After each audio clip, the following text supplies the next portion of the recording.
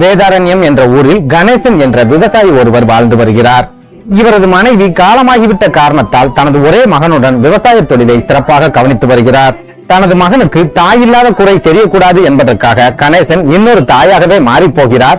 ஏழை விவசாயியாகவே இருந்தாலும் தனது மகனை எந்தவித கஷ்டமும் தெரியாமல் சிறப்பாகவே வளர்த்து வருகிறார். கணேசனுடைய வளர்ப்பு அவரது மகனை நல்ல ஆண்மகனாக மாற்றுகிறது.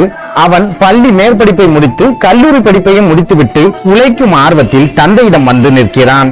தனது மகன் கல்லூரி படிப்பை மிகச் சிறப்பாக முடித்து விட்டதால் அவனுக்கு எப்படியாவது ஒரு அரசாங்க உத்தியோகத்தை வாங்கி கொடுத்து விட வேண்டும் என்று கணேசன் முயற்சி செய்கிறார்.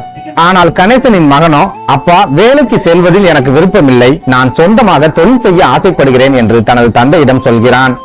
மகனின் ஆசைக்கு எப்போதுமே மறுப்பு சொல்லாத கணேசன் சொந்த தொழில் செய்ய நினைக்கும் மகனின் ஆசைக்கும் பரிபூர்ணமாக சம்மதம் சொல்கிறார்.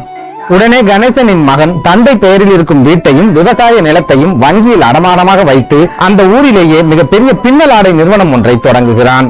கணேசனின் மகனும் தந்தையை போல் கடினமான உழைப்பாளி என்பதால் குறுகிய காலத்திலேயே அவனது பின்னல் ஆடை நிறுவனம் மிகப்பெரிய வளர்ச்சியை அடைகிறது. தனது மகன் சாதித்து விட்டான் என்று நினைத்து மகிழ்ச்சி அடைந்த கணேசன் அவனுக்கு திருமணம் செய்து வைத்து விட வேண்டும் என்று முடிவு செய்து பெண் பார்க்கும் வேலையை ஆரம்பிக்கிறார்.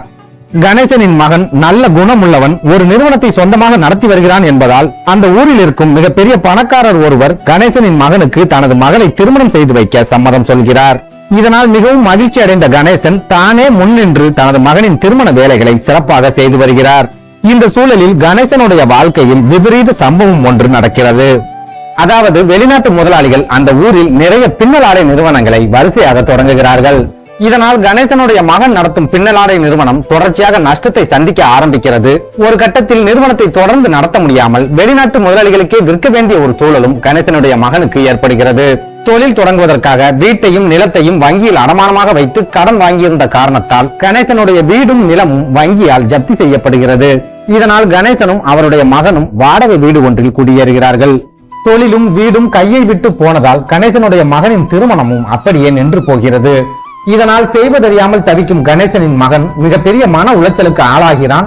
கஷ்டப்பட்டாலும் நிம்மதியான வாழ்க்கை வாழ்ந்து கொண்டிருந்த அப்பாவை வாடகை வீட்டில் குடி வைத்து விட்டோமே என்ற கவலை கணேசனுடைய மகனை தூங்க விடாமல் செய்து கொண்டிருந்தது. ஒரு கட்டத்தில் கணேசனுடைய மகனுக்கு மன அழுத்தம் அதிகரித்து அவன் தற்கொலை செய்து கொள்ளலாம் என்று முடிவெடுக்கிறான். அதே நேரம் தனது மகன் மனமுடைந்து போனாலும் கணேசன் இன்னும் தன்னம்பிக்கையுடனேயே இருக்கிறார். ஒவ்வொரு நொடியும் தனது மகனுடைய மனதை மாற்ற வேண்டும் என்பதற்காக அவனுக்கு நிறைய ஆலோசனைகளையும் சொல்லிக் கொண்டே இருக்கிறார்.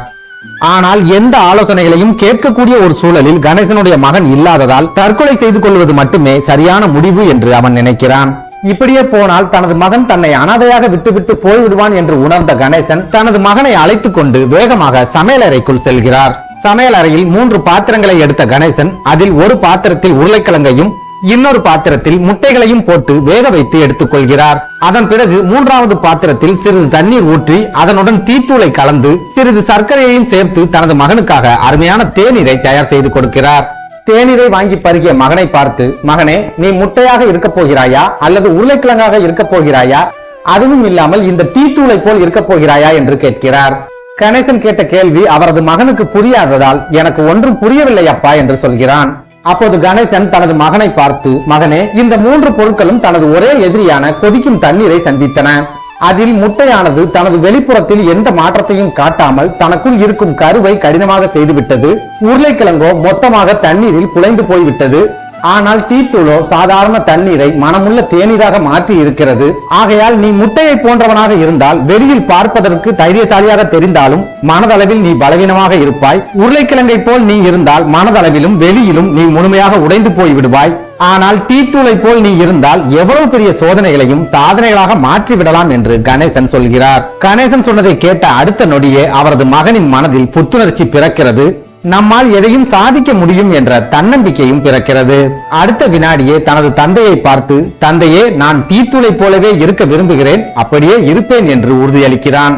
இதனால் குறுகிய காலத்திலேயே கணேசனுடைய மகன் மீண்டும் ஒரு தொழிலை ஆரம்பித்து மிகப்பெரிய அளவில் வளர்ச்சி அடைகிறான்.